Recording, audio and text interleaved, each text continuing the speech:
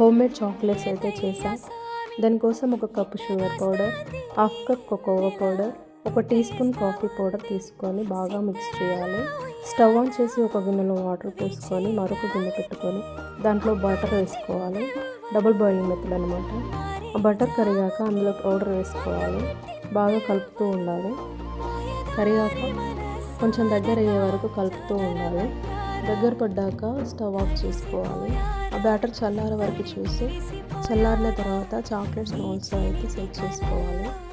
Set చేసుకున్న మౌల్స్ని deep ఫ్రిడ్జ్లో అయితే ఒక 15 to 20 మినిట్స్ అయితే ఉంచాలి. ఒక 20 మినిట్స్ తర్వాత తీసుకొని ఆ చాక్లెట్స్ మౌల్స్ని డీమోల్డ్ చేయాలి. అంటే ఎంత టేస్టీగా ఉండే చాక్లెట్స్ అయితే రెడీ అయ్యాయి. మా పిల్లలు తిని చాలా బాగున్నాయని అయితే చెప్పారు. మనం చేసిన వాటిని పిల్లలు తిని బాగున్నాయని వాళ్ళు హ్యాపీగా ఫీల్ అయితే ఆ సాటిస్ఫాక్షనే వేరు కదా.